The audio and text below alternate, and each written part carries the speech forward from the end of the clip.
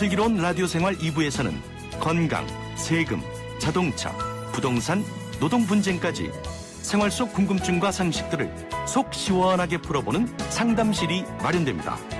상담이 필요하신 분은 유료 문자 샵 0945, 우물정 0945번이나 YTN 라디오 전용 애플리케이션 예스 채팅창을 통해 참여하실 수 있습니다.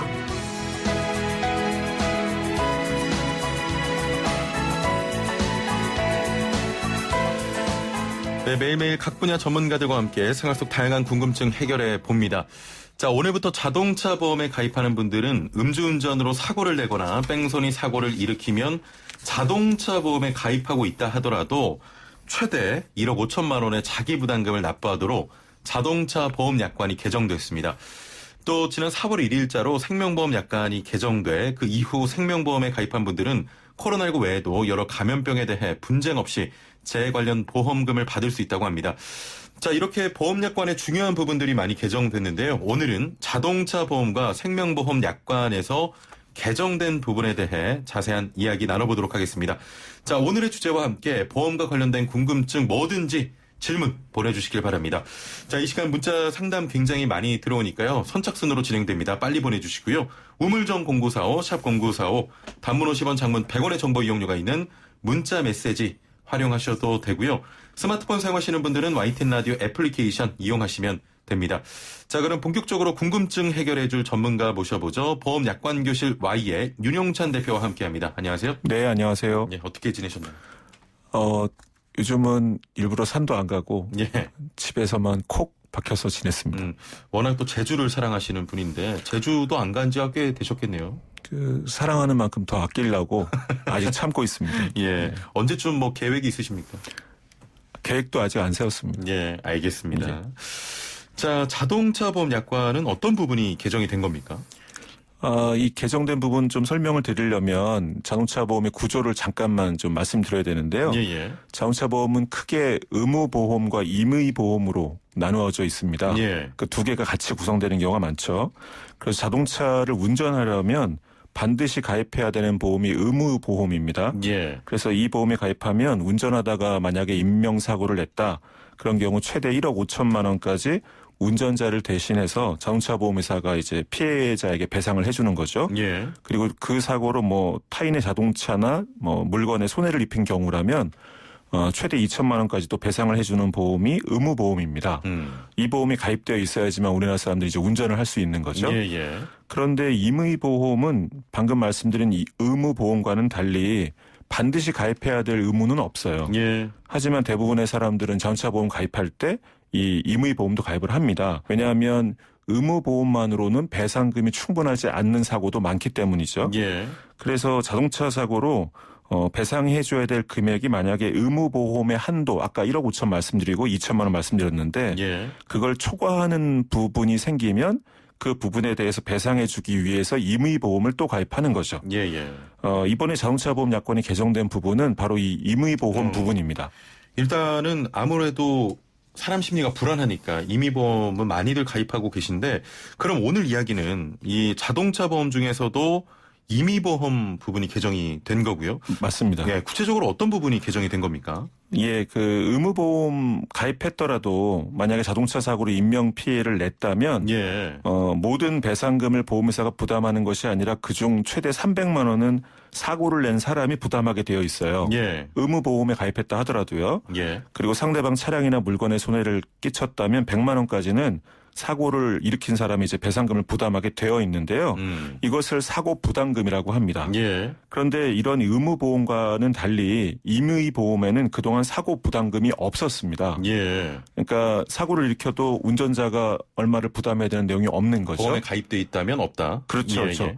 그러니까 자동차 보험의 의무보험과 임의보험에 가입한 사람이 만약에 인명피해를 포함한 교통사고를 내서 뭐 총 1억 7천만 원 정도 배상을 해줘야 되는 상황이 발생했다면 사고를 낸 사람은 의무보험에서 정하고 있는 자기부담금 인명사고 300, 뭐 대물사고 100 해서 총 400만 원만 부담하면 나머지 배상금 모두는 보험회사가 부담을 해주는 거예요. 예. 이미 보험에는 자기부담금이 없으니까. 예.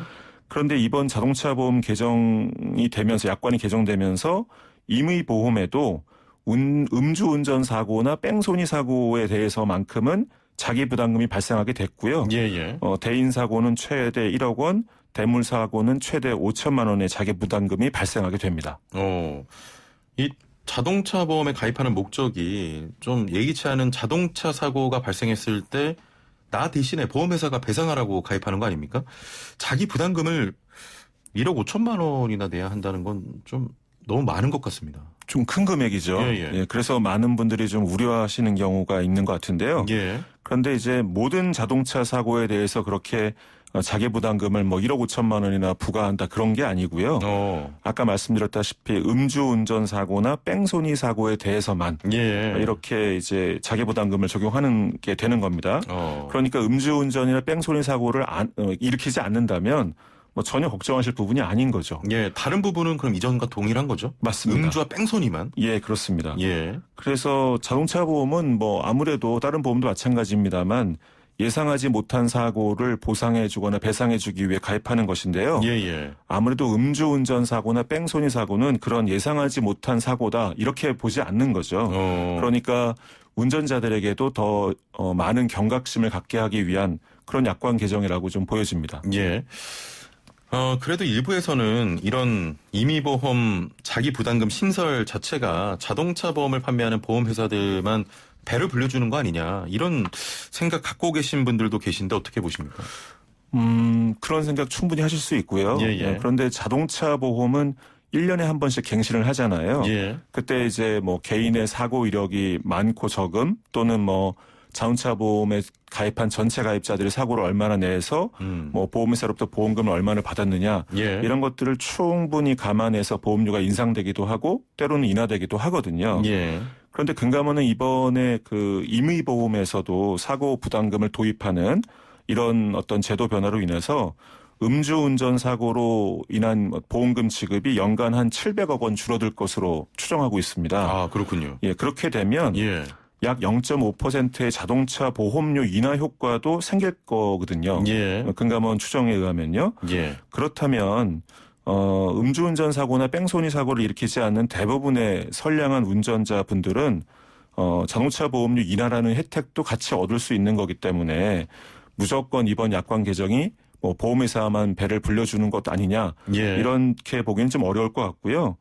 그리고 제 생각입니다만 보험회사들에게 이익이다 아니다 이런 걸 따지기 이전에 이번 어떤 약관 개정으로 음주운전이나 뺑소니 사고를 정말 일으키면 안 되겠구나, 조심해야겠구나 이런 공감이 사회적으로 확산된다면 의미 있는 약관 개정이라고 생각합니다. 경각심을 또 주기 위해서는 또 필요한 개정으로 보입니다. 4455번님께서는 제가 5월 말에 자동차 보험을 들었는데 제 약관에는 그런 내용이 없던데요 하셨거든요. 6월부터 가입하는 보험에 해당이 되는 겁니까? 네, 오늘부터. 오늘부터군요. 6월 1일자부터 가입하는 자동차 보험에 가입하는 분들 적용되는 것이고요. 방금 문의해 주신 분은 5월에 가입하셨다고 하니까 1년 지나면 이 제도를 가입하시게 됩니다. 1년이 지나면요? 네. 따로 전화해서 갱신을 한다거나 이럴 필요는 없는 거죠? 네, 그렇습니다. 알겠습니다. 문자로 3490번님께서는 금리 인하로 보험료 오를 가능성이 있다던데 언제부터 좀 적용될까요? 하셨네요. 이런 자리에 나와서 이런 말씀드리기 정말 죄송하지만 저도 모르겠습니다. 그거. 알겠습니다. 죄송합니다. 자, 지금 다른 또 사안에 대해서 이야기해보죠. 최근 물류센터에서 집단 감염이 발생해서 지역사회 확산에 대한 우려가 커지고 있는데요. 코로나19 등 감염병 관련해서 생명보험 약관도 개정됐다고 합니다. 어떤 부분이 개정이 된 겁니까? 그 생명보험은 보장 대상이 되는 재해 종류를 그 약관에 있는 재해 분류표에 정해놓고 있습니다. 우리가 흔히 알고 있는 폭발사고나 교통사고 이런 것도 다 당연히 재해로 분류되는 건 맞는데요. 그런데 특별히 생명보험 약관을 보면 감염병 예방법에서 정하고 있는 1급 감염병도 재해로 규정하고 있습니다. 그러니까 1급 감염병으로 사망하면 재해사망보험금을 받을 수 있고요. 1급 감염병으로 어떤 장애가 발생하면 재장애 보험금을 받을 수가 있습니다. 그런데 얼마 전 이와 관련해서 좀 논쟁이 있었죠. 감염병 예방법은 개정이 됐는데 올해 1월부터입니다. 개정된 게 시행되는 시점이. 그런데 보험사들은 그 개정된 감염병 예방법을 적용하지 않고 계속 생명보험 약관을 팔아왔어요. 보험을. 예, 그러다 보니까 이제 문제가 많았는데 지난 4월 1일부터는 감염병 예방법이 개정된 대로 약관의 재해분류표에 좀 반영을 해서 이런 좀 분쟁이 좀 많이 줄어들게 됐습니다. 예. 자, 그러면 4월 1일 이후에 생명보험에 가입한 사람들이 재해로 보장받을 수 있는 감염병은 어떤 게 있겠습니까? 네, 그 이전과는 좀 많이 달라졌는데요. 그 이전에는 뭐 콜레라부터 A형 간염까지 한 6개 정도의 감염병을 1군 감염병으로 정해서 이제 재해로 보장을 했는데 올해부터는 이 6개는 아예 재해 보장에서 빠지게 되고요. 올해 1월부터 개정 시행된 법을 따르면 총 17가지의 감염병을 1급 감염병으로 정하고 있기 때문에 재해 보장을 받을 수가 있습니다. 근데 이제 이 종류를 보면 좀 생소한 것들이 많아요. 뭐 에볼라 바이러스병, 뭐 패스트 탄저병, 뭐 야토병, 뭐 신종 감염병 증후군, 이 신종 감염병 증후군에 코로나19가 해당된다고 보는 거고요. 아, 포함이 되는군요.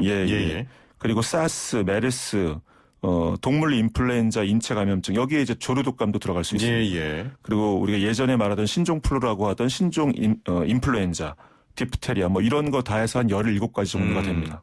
그러면 이전에 비해서 확실히 확대가 많이 된 거군요.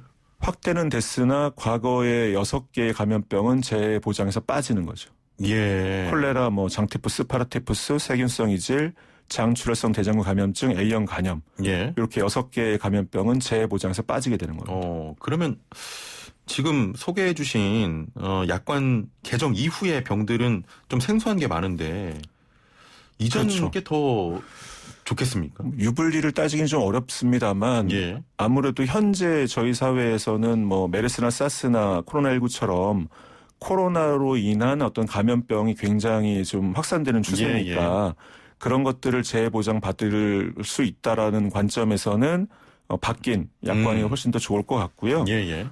그 이전 약관은 글쎄요, 코로나부터 A형 간염을 제외한 코로나부터 뭐 장티푸스, 파라티푸스까지는 1년의 발생자가 우리나라에서 뭐 100명, 200명을 넘지 않습니다.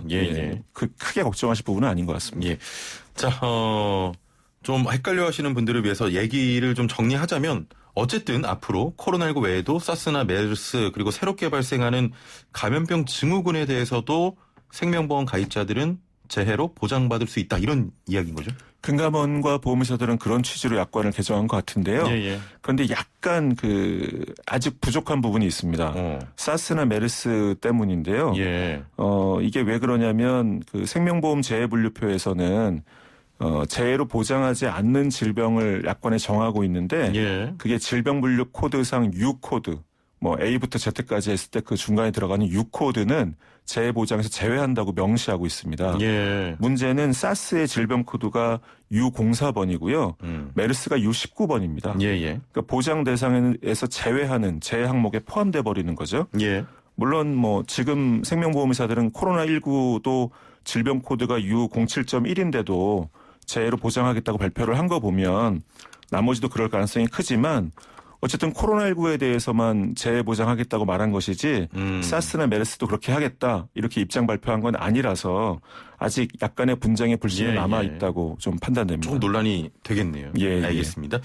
자, 보험 상담 뭐든 좋습니다. 단문 50원, 장문 100원의 정보 이용료가 있는 샵 0945 우물정 0945번으로 보내주시면 되고요. 애플리케이션, YTN 라디오 애플리케이션 채팅창도 활짝 열려 있습니다. 지금부터 상담 진행해 보도록 하겠습니다.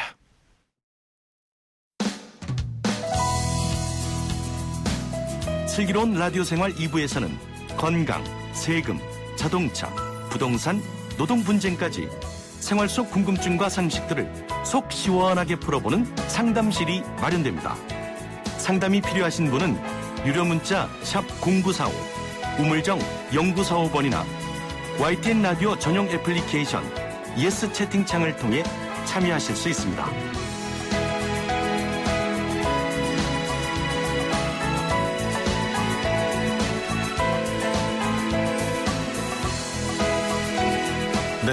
보험 상담 진행해 보도록 하죠. 먼저 3927번님, 60세 여자입니다. 비활성 간염이고 약을 먹고 있는데요. 보험 가입할 때 이런 이야기를 하지 않았습니다. 나중에 간암에 걸리게 되면 보장을 못 받습니까 하셨네요. 고지 의무 위반에 대한 부분을 먼저 고민을 해봐야 될 것 같긴 한데요. 설사 고지 의무를 위반하고 가입하셨다 하더라도, 물론 위반하면 안 되지만 위반하고 가입했다 하더라도 그 고지 의무를 위반한 사실과 이번에 보험금 청구한 사실 간의 관계가 명확해야지만 보험회사는 보험금을 지급 안 할 수가 있습니다. 그런데 간염이 있었던 분이라고 해서 모두 간암 환자가 되는 건 아니거든요. 그렇습니다. 그래서 나중에 간암 진단을 받는다 하더라도 그것이 간염과 상관관계가 명확히 입증되지 않으신다면 그러면 간암 보험금은 모두 받으실 수 있습니다. 받으실 수 있습니다. 9510번님, 보험 가입할 때 레포츠 관련해서 질문을 받았는데 가입 후에 산악자전거를 타고 있습니다. 이런 것도 보험사에 다시 이야기해야 합니까 하셨네요. 생명보험에 가입하신 거라면 뭐 전혀 보험회사에 통지할 필요가 없으시고요. 만약에 손해보험에 가입하셨다 하더라도 직업, 직무, 동호회 활동 목적으로 어떤 위험한 취미 활동을 하다가 어떤 업무를 하다가 다치시면 문제가 될 수 있는데 이 산악자전거를 뭐 동호회 활동이 아니라 개인적으로 타고가 다 다쳤다 이러면 보장 다 받으실 수 있으니까 뭐 그런 부분은 걱정 안 하셔도 될 것 같습니다. 만약에 보험을 가입하고 동호회를 하면서 이런 좀 위험한 활동을 한다고 하면 미리 뭐 전화해서 저 동호회 활동해요 이런 식으로 얘기를 해줘야 됩니까? 그렇습니다. 동호회란 조건이 뭐 예를 들면 약관이 있고 뭐 이런 어떤 몇 명 이상의 단체여야 하고 이런 것들이 있는데요. 그런 걸 가지고 보험회사한테 미리 통지해서 동호회 단체 보험을 가입하시는 것도 방법입니다. 그렇군요. 알겠습니다. 0613번님. 회사에서 단체 실비를 들어준다는데 저는 이미 개인 실비를 내고 있습니다. 중복 보장은 안 되는 거죠? 하시면서 개인 실비 1년 유지하고 납입 유예하면 퇴사 후 무심사 재개 가능하다는데 그렇게 할 수 있나요? 하셨네요. 네, 뭐 다 알고 물어보시는 건데요.